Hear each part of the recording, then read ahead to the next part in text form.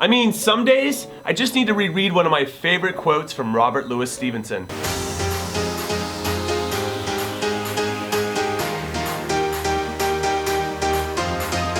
I always used to read this when I was feeling like I was never gonna be good enough, and then I would read it and it would instantly pump me up and be like, yes, right now, let's go, let's do this. And this was a super random way to start a week or a video, but let's do this! Cool! All of the winners in the FA Cup. In particular, I'm talking Chelsea, Arsenal, Manchester City, and Manchester United, who were all the better teams on paper, and they played like it. And then there was Spurs, who were probably more lucky than good. Also, a special mention has to go to Bastian Schweinsteiger, who after not starting the game in over a year for United, had a goal and an assist in their 4-0 win over Wigan, which is a just reward for the patience and professionalism that he showed when he wasn't playing, and that deserves our respect. And Danny Welbeck and Theo Walcott, who reminded everyone how good they can be when they're healthy and playing to their potential. Not cool. All of the losers in the FA Cup. In particular, I'm talking about Liverpool, who got outplayed by a Wolverhampton team that was clearly not afraid of playing at Anfield, which leaves the Reds with only one win out of their 8 January games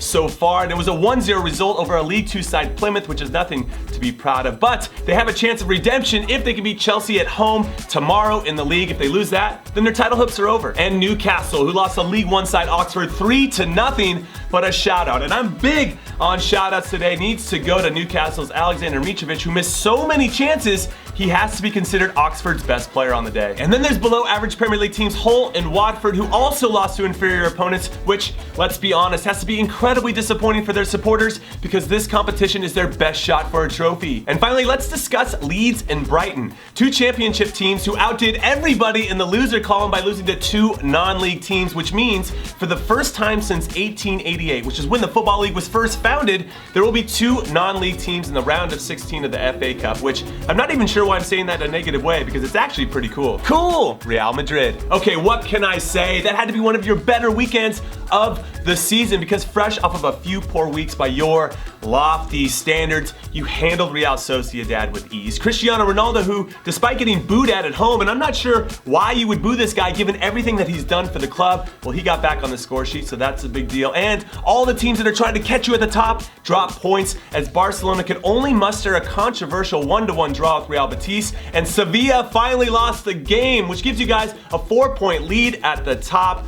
And that must be nice. So enjoy it while it lasts, Madridistas. Not cool. Lazio and Roma and Napoli and Inter Milan and AC Milan. Dear every club in Italy not named Juventus, all we want as fans is for you to make Serie A a little less predictable so that Juve, who won this weekend, have to sweat it out until at least the last weekend of the season before they win the Scudetto again. So second place Roma, you losing to Sampdoria, especially when you had the lead, unacceptable. And third place Napoli, drawing against a team in the relegation zone, unacceptable. And fourth place Inter, you guys have won 7 straight league games and play against Juventus this weekend, so keep it up. And AC Milan, I want to hype up your resurrection so bad, but you've won only once in the league in your last 6 games, and wait for it, that's unacceptable. Cool, not cool. Dimitri Payet. The cool, the French international who was so beloved by club and country last year, returns to Marseille to be reunited with his favorite club and his family, who were apparently very homesick when they were living in London and had already returned to France. The not cool,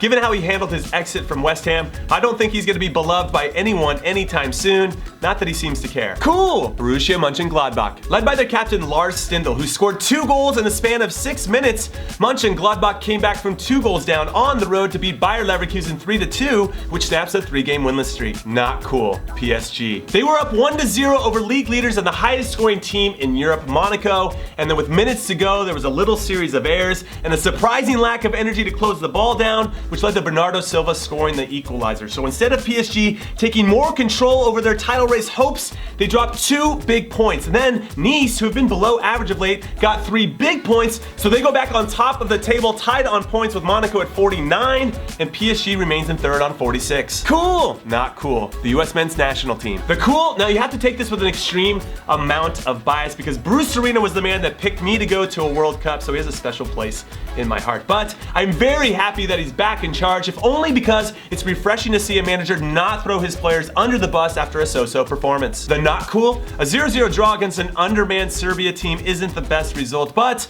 we have to get started somewhere with a new person in charge. Cool, Moe Rentz. I don't know. Because the Portuguese club, who play in a town of less than 5,000 people and who are currently in 14th out of 18 teams in the top division in Portugal, lifted their first ever trophy in the history of the club after beating Braga 1-0 in the Portuguese League Cup final, which was made even more impressive because they had to beat Porto and Benfica along the way. So congrats to them. That is a huge achievement. Not cool. Hoffenheim. The only undefeated team left in the top 5 leagues in Europe are undefeated no longer after they lost to RB Leipzig 2-1. And for me, this one just has to hurt a little bit more than a normal loss for 2 reasons. One, they had the lead. They were up 1-0 off a great counter-attacking goal, and if I can find it online somewhere, I'll put that link in the description. And 2, they had a huge chance to gain some ground on the 2 teams above them in Super Bayern Munich and RB Leipzig, and it wasn't meant to be. Cool! All of the winners in the quarterfinals of the Africa Cup of Nations. I'm talking about Ghana, who despite looking pretty shaky in the back, were led by goals by the Ayew brothers to get past Congo, and Egypt, who needed a late goal to get past Morocco 1-0, and Burkina Faso, who cruised past Tunisia 2-0, and Cameroon, who needed penalties to sneak past Senegal. And now the semifinals that are happening midweek are set. Cameroon is going to take on Ghana, and Egypt's going to take on Burkina Faso, and they are going to be great games, so make sure you watch. Okay, that's it. I am done talking for now. So thanks for watching. Later.